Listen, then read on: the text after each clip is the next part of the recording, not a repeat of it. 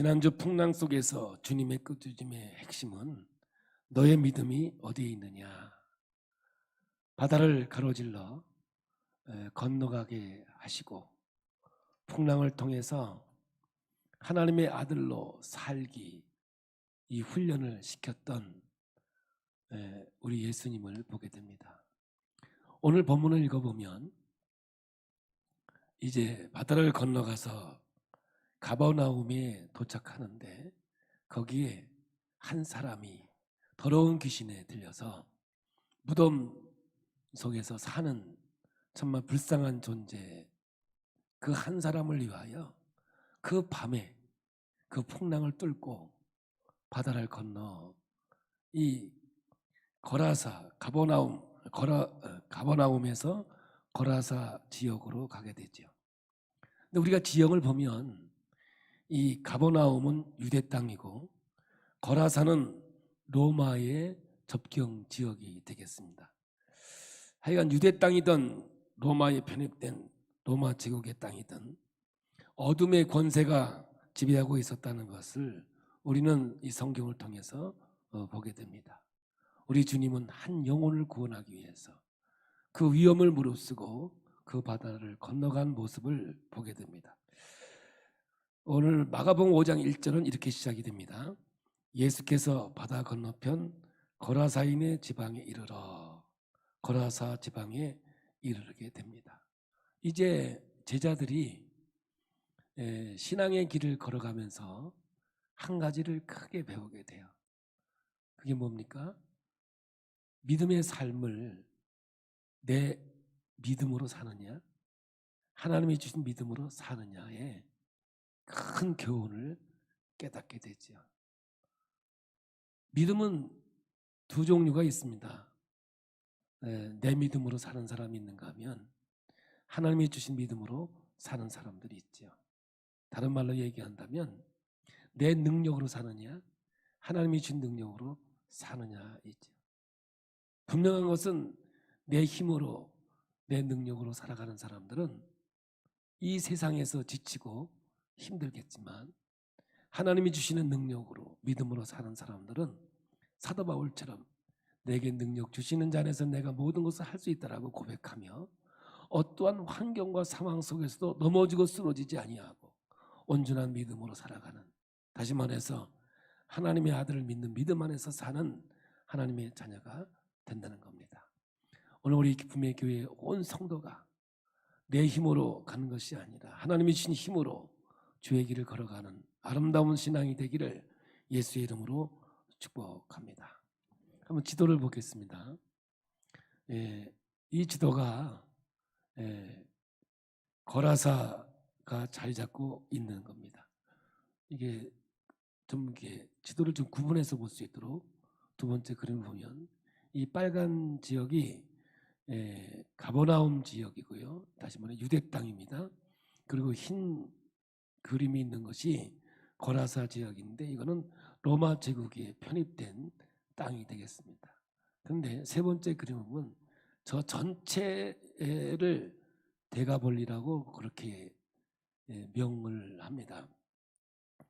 이 데카는 뭐냐면 하나 둘 셋 넷 10개라는 것이고, 그리고 폴리라 그러는 것은 도시라는 뜻이죠. 그러니까 저 지역은 10개의 도시가 합쳐서 만들어진 땅이라고 말할 수 있는 거죠. 그러니까 오늘 이 성경에 등장하고 있는 거라사 지역은 로마의 영향권 아래에 있는 지역이 되겠어요. 그러므로 이 거라사와 이 지역에 있었던 이야기를 오늘 말씀을 통해서 우리에게 주는데, 이 지역은 로마의 영향권 아래 있는 지역이기에 오늘 말씀이 우리에게 또 새롭게 들려지는 역사가 있기를 원합니다. 마가복음 5장 2절을 우리 함께 보겠습니다. 배에서 나오심에 곧 더러운 귀신 들린 사람이 무덤 사이에서 나와 예수를 만나니라. 이 더러운 귀신 들린 사람이 있었는데 성경은 귀신 들린 사람들은 다 더러운 귀신이라고 이렇게 표기를 했더라고요. 왜 더럽다라고 표기했나 봤더니 성결, 거룩과 반대되는 개념을 갖고 있기 때문에 그렇게 표현한 것 같습니다. 근데 이 귀신 들린 자가 어디냐? 무덤 사이에서 살게 되죠. 그럼 우리가 생각할 때 어떻게 우리나라 같은 무덤의 개념이 아닙니다. 무덤에서 살았을까 하는데 이 지역에 가보면 이 도시가 있는데 도시 같아요. 뭐 이렇게 관공서도 있고 뭐 다 있어요. 다 있는데 회칠한 무덤 같이 회색으로 이게 칠해져 있는 무덤이 도시를 이루고 있는데, 근데 그 개념은 뭐냐면 죽어서 사후의 세계를 산다라고 하는 개념을 가지고 이렇게 그 집을 져서 무덤을 만들었어요. 그래서 시체를 그 집에다 묻고 그 위에다가 제단을 만들어서 제사를 지내기도 하죠. 그래서 지금도 가보면 집 없는 사람들, 돈 없는 사람들이 이 무덤에서 지금도 살아요. 그러니까 제사를 늘 지나니까 먹을 게 있고 그래서 살아요. 참 우리가 생각해 보면 참 생각지 않은 그러한 상황이 전개되어 있거든요. 이런 데 이제 이 귀신 들린 자가 살고 있는 거죠. 여러분 유럽에 가보면 카타콤이라 그래가지고 예수 믿는 사람들이 그 핍박을 피해서 무덤을 만들어서 무덤 속에서 예수를 믿는 사람들이 있었어요.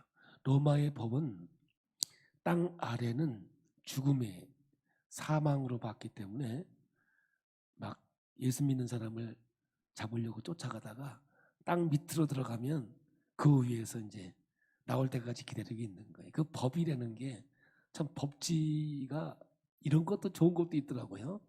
그러니까 예수 믿는 사람들이 무덤을 파고 그 안에서 살면서 예수를 믿을 수 있었던 그런 상황이 그 이태리나 이런 쪽으로 가보면 카타콤이 있어서 많은 사람들이 살아요. 가보면 너무 깜깜한 데 살아가지고 눈이 태화돼서 눈이 없는 사람도 있고 참 비참한 생활을 한 것을 보게 되지요.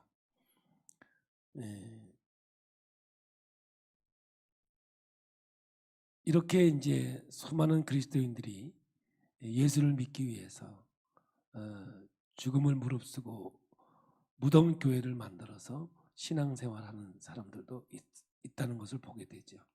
그러나 오늘 이 거라사 지역에서는 돼지를 치는 사람들이 있었어요. 그런데 이 돼지를 치는 사람들이 로마 사람들이 아니라 유대인들이 이 돼지를 치고 있었거든요. 그러나 유대인들은 뭐냐면 이 돼지를 부정하게 생각했어요. 율법에 보면 쪽발 달린 짐승은 부정하나 되새김질하는 짐승은 가하다 이렇게 이야기를 하고 있어요. 그래서 소나 뭐 양이나 이런 것들은 풀을 먹고 되새김질하기 때문에 사람들이 먹을 수 있지만 돼지는 쪽발을 달렸으나 먹고 되새김질을 안 했기 때문에 부정하다고 생각하고 있었어요. 그런데 지금도 이 지역에 가보면 소고기보다 돼지고기가 더 비싸요. 돼지고기가 더 맛있는가? 근데 그들에겐 건강에는 이 돼지가 더 좋았던 거 봐요. 지금도 소고기보다 돼지고기가 더 비싼 걸 보면 그때나 지금이나 돼지가 그들에게는 좀 귀하했던 것 같아요. 그러나 유대인들은 돼지를 기르지는 않습니다. 근데 이 지역에서 유대인들이 돼지를 기르고 있었거든요. 그러니까 이 상황을 보면 율법이 무너지고 종교성이 무너지고 이제는 그 지역의 상황에 맞도록 많은 사람들이 종교적인 타락과 어려움을 갖고 있었다라고 하는 것을 이 말씀 속에서 우리에게 보여주고 있는 겁니다. 자, 이 장면을 누가복음은 더 자세하게 기록하고 있습니다. 누가복음 8장 26절, 27절을 함께 보겠습니다. 그들이 갈릴리 맞은편 거라사인의 땅에 이르러 예수께서 육지에 내리심에 그 도시 사람으로서 귀신 들린 자 하나가 예수를 만나니 그 사람은 오래 옷을 입지 아니하며 집에 거하지도 아니하고 무덤 사이에 거하는지라. 오늘 이 누가복음에서는 거라사가 한 도시로 명하고 있는 거 보니 거라사가 굉장히 좀 큰 도시에 속해 있던 그러한 장소이면 틀림없습니다. 다시 마가복음 5장 3절로 돌아와 보겠습니다. 그 사람은 무덤 사이에 거처하는데 이제는 아무도 그를 쇠사슬로도 맬 수 없게 되었으니 이는 여러 번 고랑과 쇠사슬에 매었어도 쇠사슬을 끊고 고랑을 깨뜨렸음이로라. 그리하여 아무도 그를 제어할 힘이 없는지라. 이 귀신 들린 사람은 얼마나 힘이 좋았는지 쇠고랑을 채워놨음에도 불구하고 그 쇠고랑을 끊어버리는 그러한 힘을 가지고 있었던 사람이었어요. 저는요, 아니 어떻게 사람이 쇠사슬을 끊을 수 있을까? 이런 의아심을 가질 수 있는데 저는 이거를 믿어요. 왜냐하면 제가 어렸을 때 제가 살던 시골에는 참 굿도 많았고 이런 무속신앙들이 참 많았던 것 같아요. 근데 제가 어렸을 때 그냥 우리 어머니가 있었고 저를 아들로 삼은 수양어머니가 있었는데 그분이 이 보살이었어요. 그러니까 무당이었어요. 대구쟁이. 그분의 도움을 제가 많이 받았죠. 어렸을 때는 제가 고등학교를 부산으로 다닐 때 제 용돈도 잘 주시고 그랬던 분인데 제가 결혼했을 때 교회에서 결혼했을 때 교회에 오셨는데 사실 그분이 제가 교회 다니기 너무 힘들었는데 우리 집에서 반대를 했어요. 근데 그분이 우리 어머니에게 예수는 큰 신이니까 와는 교회 다니게 해라 해서 제가 사실 교회를 편안하게 다닐 수 있었던 그런 분이거든요. 근데 그분은 뭐냐면 대구쟁이로서 작두를 탔어요. 제가 늘 어머니 했던 분인데 제가 그 작두를 보면 숫돌에 갈아서 얼마나 작두가 날이 서 있는지 종이를 이렇게 대면 종이가 싹싹 비어져요. 그래서 그 무당 굿할 때 작두를 타기 전에 이 양날개를 이렇게 딱 고정시켜 놓고 그 종이로 이렇게 싹 갖다 대요. 그러면 종이가 그 자리에서냐 싹 베지거든요. 그러면 한참 밑에서 이제 방방방방 이렇게 막 뛰다가 이제 신내림이 되면 버선을 신은 채로 그 작두 위에 올라가요. 그럼 작두에 올라가서 가만히 있는 게 아니라 거기서 이제 뛰기 시작해요. 그러면 나중에 막 날라요. 막 작두 위에서. 나르면 이 그 버선은 다 날아가고 그리고 발은 하나도 상하지 않아요. 나중에 보면 내가 이렇게 보면 자국이 있는데 그때 대부분이 작두를 탈 때는 귀신 들린 사람을 쫓는 귀신을 쫓는 행위를 할 때 그 작두를 타요. 그러면서 그 귀신 들린 사람을 이렇게 그 구술하면서 제가 기억하기로는 그 귀신을 병에다 담아요. 그래서 콜크를 딱 막아서 그 시냇물에다 이렇게 띄워놓는 거를 제가 어렸을 때 봤는데 사실 그 귀신 들렸던 사람이 그 구슬을 끝나고 나면 맨정신이 된 것을 보고 저 어렸을 때 참 의아했거든요. 그래서 이제 혹시 여러분도 경험했는지 모르지만 그 구슬을 할 때는 다 버드나무 가지를 하나씩 줘요. 그래가지고 이렇게 들고 있다가 이제 귀신이 이제 못 들어오게 계속 흔들어야 돼. 귀신이 버드나무를 겁내는가 봐. 그렇게 돼요. 이 쇠사슬을 끊었다는 말 굉장히 저는 어떤 사람들은 어떻게 사람이 쇠사슬을 끊을 수 있냐는데 이 귀신은 이 엄청난 힘의 존재를 갖고 있거든요. 제가 이제 고등학교 1학년 때는 부산의 해운대에서 신앙생활을 했는데 저희 담임 목사님 박재봉 목사님 당대의 영적인 거장이었죠. 한 번은 겨울방학 때인데 제가 이제 교회에서 있었어요.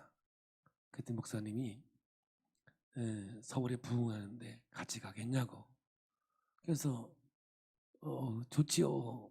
기차도 타고 그리고 서울 구경도 할 겸해서 목사님 가방 들고 쫓아왔어요. 서울역에서 내려서 조금 가니까 바로 지금 보면 서대문이에요. 서대문. 그 산 쪽으로 가니까 장로교회였는데 목사님이 가니까 거기 귀신 들린 사람이 있더라고요. 귀신 들린 사람이 있는데 그 귀신 들린 여자가 입으로 막 주먹으로 막 치면서 자기 주둥이를 잘못 놀려가지고 박재봉이 왔다고 큰일 났다고 막 큰 소리로 치는 거예요. 그게 뭔가 그랬더니 목사님 말 저 귀신이 이제 물어보니까 귀신이 어떤 귀신이냐면 속초에서 부흥할 때 귀신을 내쫓았는데 그 귀신이 서울로 왔다고.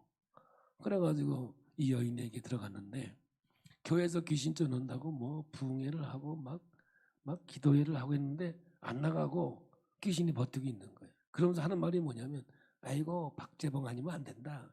박재봉 아니면 안 된다. 그게 이제 떠들어댔는가 봐. 그럼 박재봉이 누군가 이렇게 수선해 보니까 감리교 목사인데 해운대 교회 담임 목사가 박재봉 목사다.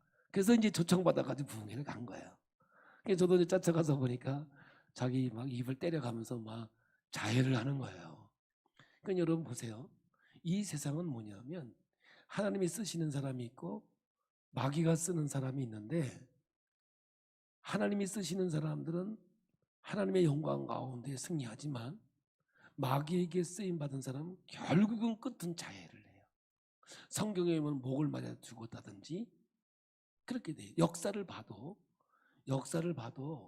세계의 역사 속에서도 보면 마귀에게 쓰임받은 사람들을 보면 수많은 사람들을 죽인 사람들이겠죠.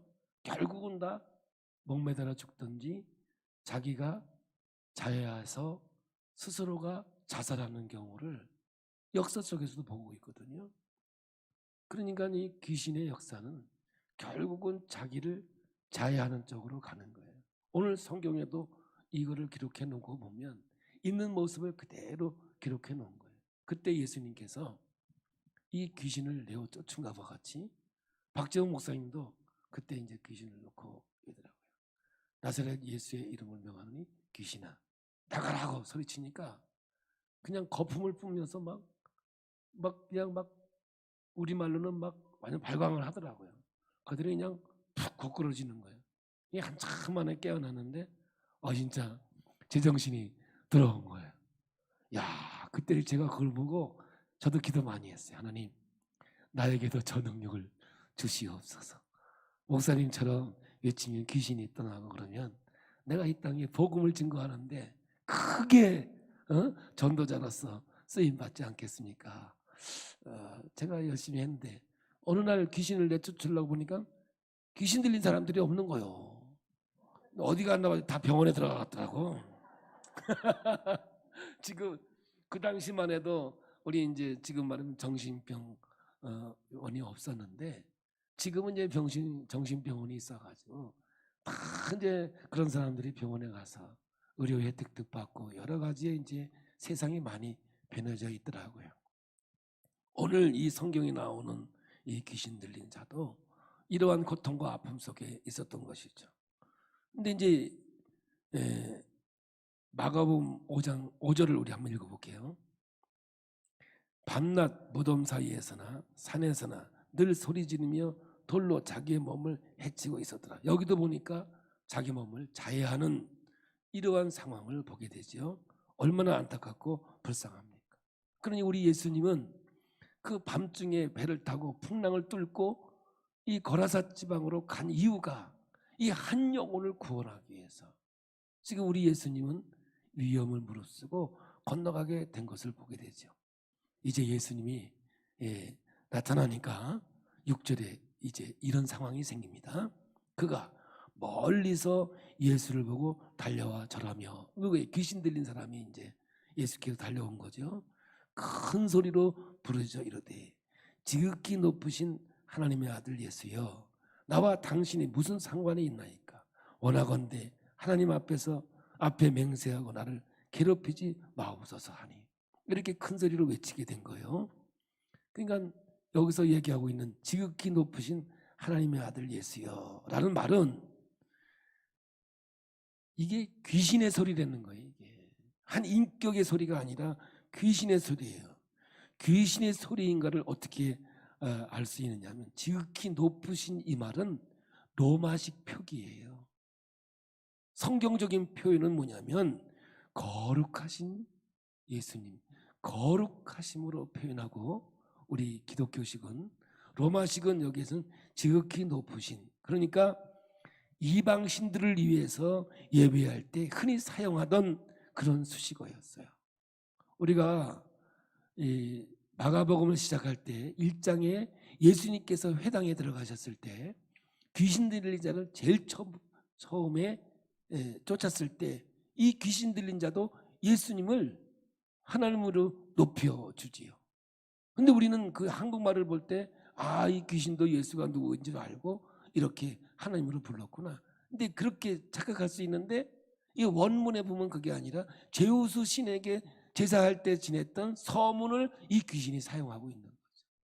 여기에 신학적인 큰 하나의 도전이 있는 거예요. 뭐냐면 이 마귀나 귀신은 예수를 보면서 가장 무서워하는 게 뭐냐면 하나님으로 온 예수를 두려워하는 게 아니에요.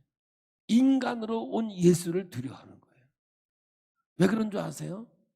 인간으로 온 예수는 인류의 구원의 역사를 위해서 이 땅에 온 메시아가 되기 때문에 자꾸 이 예수를 신적인 요소로 만들어 가고 있는 거죠.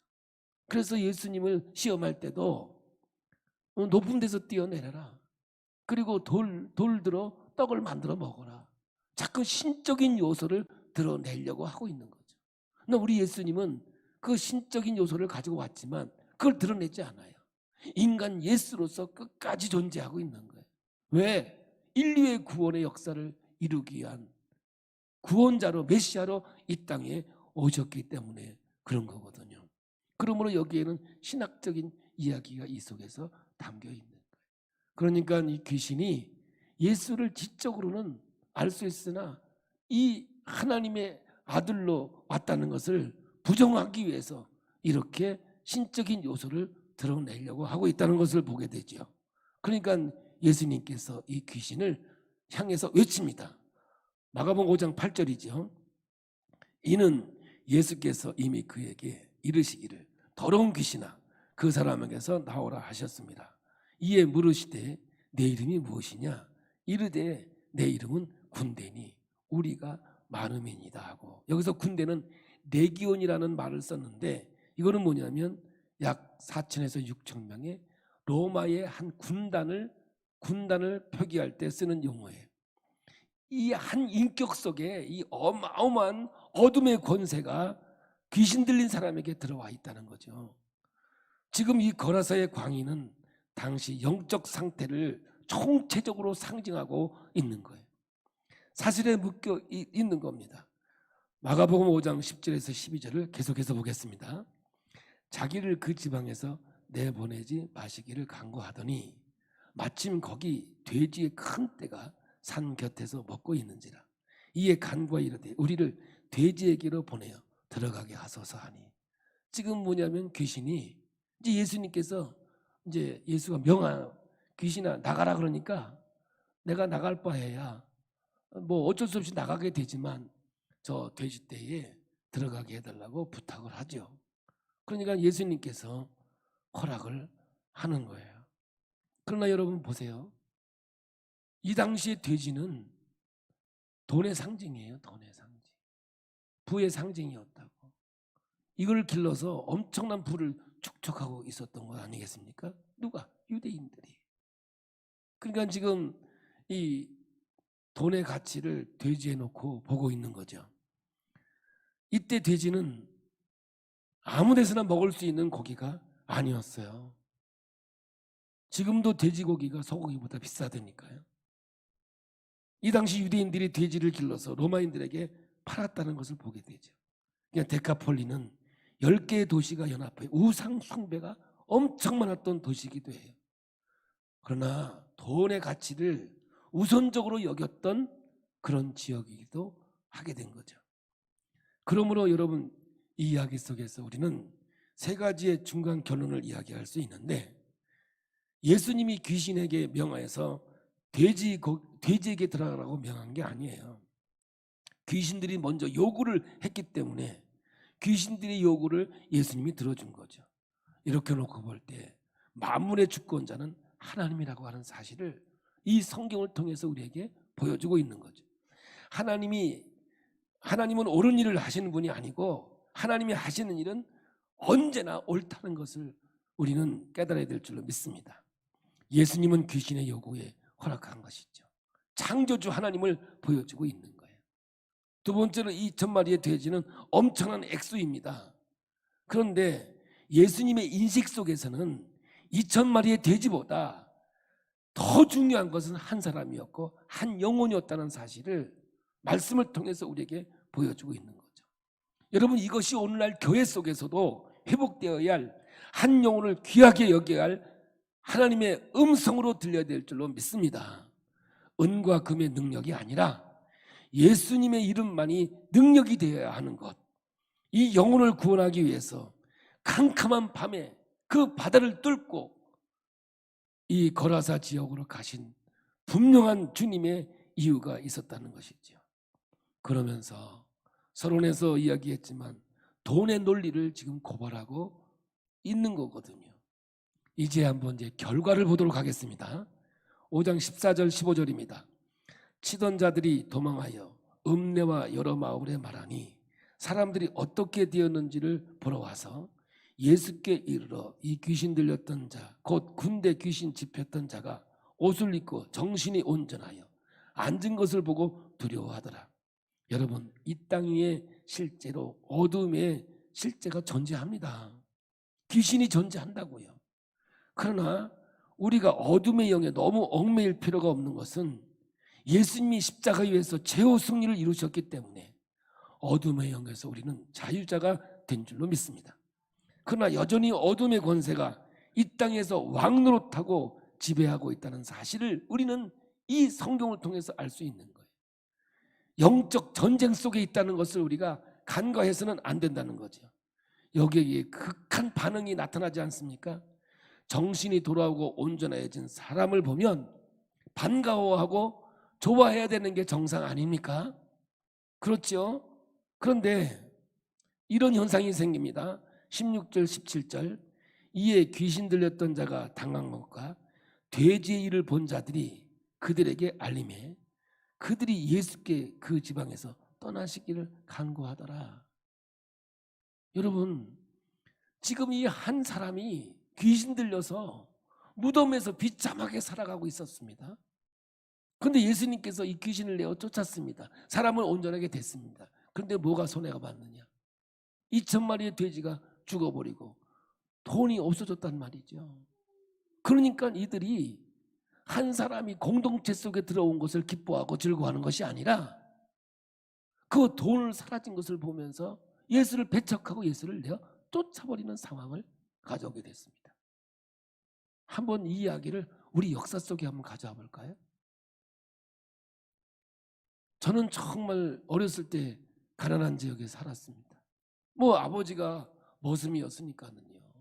지주집에서 땅을 얻어가지고 1년 내내 농사지면 우리는 뭐 조금 갖고 그 땅 지주에게 많이 주는, 이걸 제가 어렸을 때 기억하기로는 도지라는 말을 들었어요. 그래서 땅을 얻어서 농사를 지면 1년 내 농사 져가지고 우리가 조금 하고 나머지는 땅의 주인을 주는 거죠. 뭐 늘 가난한 거죠. 먹고 사는 걸로 만족한 거죠. 저희 아버지는, 어머니는 9남매를 낳았는데 저만 중학교 이상을 했지 우리 8남매는 초등학교로서 다 끝을 맺은 그런 가난한 가정이죠. 그런데 저는 어렸을 때 이제 친구로 인해서 예수를 믿게 됐죠. 우리나라의 역사가 기독교가 들어와서 학교를 세우고 그리고 병원을 세웁니다. 그러므로 사실 말해서 개화가 되어져서 하나님의 은혜와 하나님의 역사 속에 지금 이 세상이 됐다고 저는 믿습니다. 만약에 기독교가 들어오지 않았다면 우리가 어떻게 지금 함께 예배를 드릴 수 있을까요? 제가 중학교 1학년 때 교회 갔을 때도요, 교회에서 이렇게 섞여서 안 앉았어요. 이쪽은 남자, 이쪽은 여자. 들어오는 길이 달랐어요. 제가 중학교 1학년 때 처음 교회 갔을 때도 여자는 이쪽, 남자는 이쪽 했어요. 근데 그 전에 보니까 가운데다가 천막을 쳐가지고 이쪽에 이쪽도 못 보고 이쪽도 못 봤어. 그냥 교회 안에서 예배를 드렸지만 여자가 남자 쪽을 못 보고 남자가 여자 쪽을 못 보는 그런 구조로 옛날 교회가 돼 있었거든요. 근데 제가 교회를 다닐 때만 해도 이제 천막은 없어지고 한쪽은 남자, 한쪽은 여자. 근데 어느 날 세월이 가니까 자동으로 섞여서 예배를 드리더라고. 그렇게 우리는 남자와 여자와 구별이 있었다고요. 근데 기독교가 들어오면서 이러한 모든 것들을 합력하여 선을 이루었던지 놀라운 역사가 있고, 그리고 모든 사람들이 이제 공부를 하고 이런 상황이 생기대요. 우리 감리교회에서는 이화학당이라든가 배제학당이라든가 이러한 교육기관을 씌워서요, 상동학교를 세워 독립군을 만들었어요. 그래서 이승만, 김구, 이준부터 시작해서 모든 사람들이 이 상동군학부라고 하는 곳에서 공부를 하게 되고, 나라와 민족을 위해서 정말 생명을 바쳐 헌신했던 모든 사람들이 다 기독교의 영향을 받았던 사람들이었거든요. 그러므로 우리 대한민국은 어쩌면 기독교에 의해서 세워졌고 기독교로 인해서 발전해서 여기까지 오게 된 거죠. 그러나 오늘날 여러분, 기독교가 코로나 시대에는 혐오 시설이 됐다니까요. 교회 발 해가면서 모이는 것을 제한시켰어요. 이 엄청난 일들이 벌어지고 있었다니까요. 정말 기독교를 통해서 이 나라가 여기까지 오게 된 것도 하나님의 은혜와 하나님의 축복임에도 불구하고 이제는 기독교를 멀리하려고 하고 이 기독교를 어떻게 하면 말살시킬까, 각종 언어를 만들어내는 비대면, 그거는요 기독교 용어 아닙니다.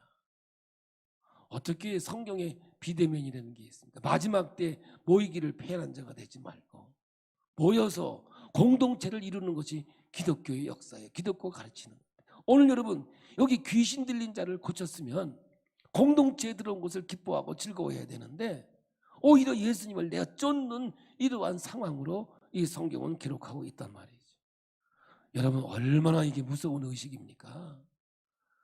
돼지 2,000마리가 없어졌어요. 돈이 없어졌어요. 그러니까 이들은 예수를 배척하게 되어 있는 거죠.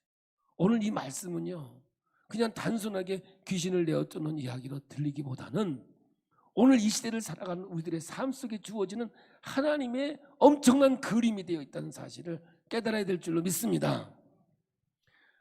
어둠의 권세에 붙잡혀 있던 자들을 소외시키고, 여러분 선교사가 편지 쓸 때요 미국으로 보세요, 캄캄합니다. 우리 조선을 보고요 뭐라 그랬어요? 캄캄합니다. 앞이 보이지 않습니다. 뒤도 보이지 않습니다. 선교사가 그 선교지에 편지 쓸 때 우리 조선을 그렇게 표현했다니까요. 뭐라고요? 캄캄하다고. 앞을 보아도 뒤를 보아도 보이질 않는다고, 희망이 없다고, 그렇게 우리를 표현했던 나라입니다. 그런데 여러분 세상에 나가보면요 우리나라만큼 잘 먹고 잘 사는 나라 없어요. 미국에 가도요 우리만큼 못 먹어요. 우리는요 산에 올라가 전화만 해도요 오토바이 타고 짜장면 가져와요. 여러분 바다에 가서요 놀다가요 도시락 안 싸가지고 돼요. 천지에 전화번호 찍혀 있어요. 탕수육도 시켜 먹을 수 있어요. 그런 나라가 어디 있어요. 정말 우리나라만큼 좋은 나라는 없는 것 같아요. 그러니 얼마나 감사해요. 얼마나 기뻐해야 할 일이에요. 그런데 여기에 이런 상황이 있다니까요. 참 우리의 의식이 얼마나 중요한가를 깨닫는 그런 얘기죠.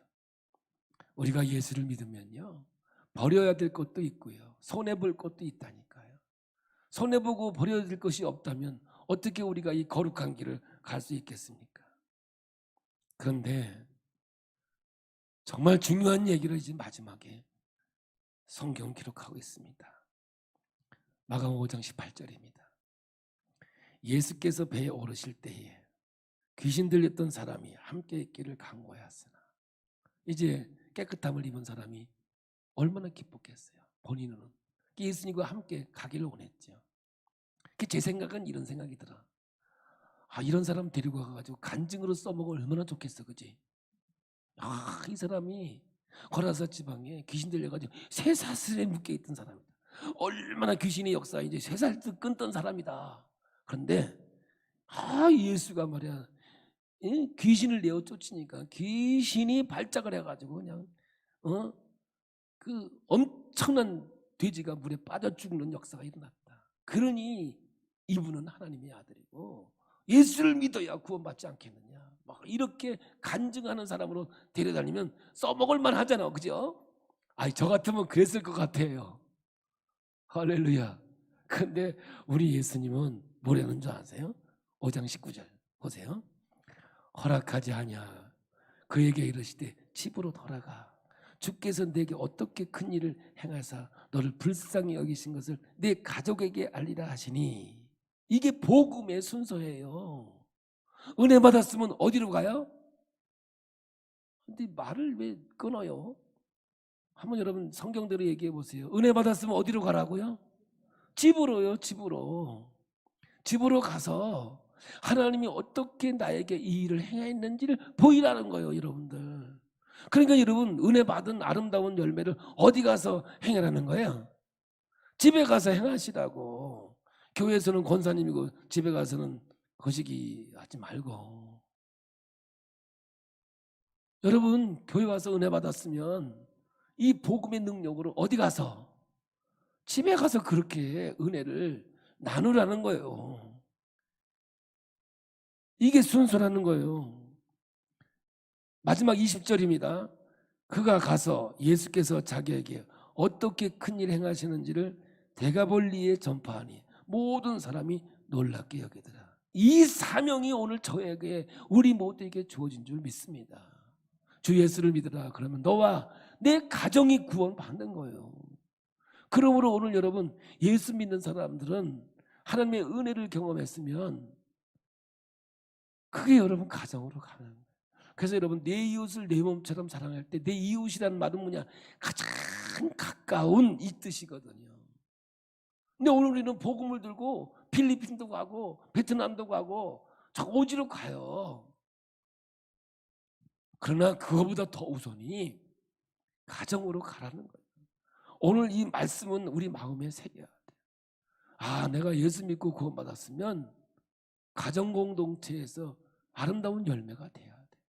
선한 영향력을 끼쳐야 된다고. 예수 믿는 사람이에요. 저는 참 돌아보면 감사한 게, 제가 처음으로 예수 믿었잖아요. 그것도 이 무당이 허락해서. 난 지금도 그 말은, 예수는 큰 신이니까. 근데 큰 신이 아니지, 하나님이지, 하나님이야. 그런데 오늘 여러분, 저희 가족이 이제 다 예수 믿고 하나님 앞에서 구원받은 가족으로 가더라니까, 세월이 흘러보니까. 오늘 여러분, 우리가 하나님 앞에서 말씀을 듣고 은혜를 받습니다. 나를 붙잡고 있던 어둠의 권세가 예수의 이름으로 내어 쫓김 받았습니다. 그렇다면 이제 무엇을 해야 되느냐? 내 가정으로 가서 하나님이 내게 이루어 주신 그 은혜를 나누고 섬기면서 아름다운 가정을 이루고 내가 살던 지역으로 흘러내려가. 그래서 복음이 성전에서 흘러 가정으로, 가정에서 사회 속으로 흘러나가면서 이 세상을 변화시키는 아름다운 하나님의 역사가 우리 모두에게 있어야 될 줄로 믿습니다. 오늘 이 말씀 받으시면서 큰 은혜와 능력이 되기를 원합니다. 그래서 이 제목을 성경 그대로 더러운 귀신아 그 사람에게서 나오라, 사실 그렇게 제가 적었었는데 어저께 회의를 하면서 주보를 만들면서 글씨가 너무 많대요. 우리 교육자들이. 봐봐요. 더러운 귀신아 그 사람에게서 나와라. 그러니까 쓰니까 이 주보에 꽉 차는 거예요. 그럼 어떻게 했으면 좋겠냐? 나는 그랬어요. 더러운 귀신아 하고 점점점점 이렇게 하자 그랬더니 그건 너무 세대. 부드러운 걸 선택하자 해서 그 사람에게 나오라 해서 제가 졌어요 어저께. 그래서 부드럽게 썼습니다만 오늘 성경은 분명히 얘기하는 거예요. 오늘 여러분 이 거라사에 있는 이 사람만 지칭하겠습니까? 아니에요. 오늘 이 말씀은 나와 오늘 여러분에게 적용되는 생명의 말씀인 줄로 믿습니다. 지금도 어둠의 권세가 내 안에서 나를 지배하려고 우리를 호시탐탐 노리고 있는 거예요. 우리는 하나님 앞에서 넘어져서는 안 되는 거, 쓰러져서는 안 되는 거예요. 그러므로 하나님의 아들로 사는 훈련을 통해서 내 믿음이 아니라 하나님이 주신 믿음으로 승리하는 하나님의 자녀가 되어야 될 줄로 믿습니다. 우리 한번 따라서 해봐요. 더러운 귀신아 그 사람에게서 나가라. 그러면 이제 더 멋지게 앞으로 나사렛 예수의 이름으로 명하노니, 앞에 또 붙이면 더 멋있어요. 시작. 나사렛 예수의 이름으로 명하노니 더러운 귀신아 그 사람에게서 나가라. 아멘. 오늘 저와 여러분에게 어둠의 권세가 떠나고 이 엄청난 은혜가 여러분의 가정으로 흘러들어가서 가정을 변화시키고 세상을 변화시키는 놀라운 역사가 오늘 말씀 속에 이루어지기를 예수의 이름으로 축복합니다. 아멘.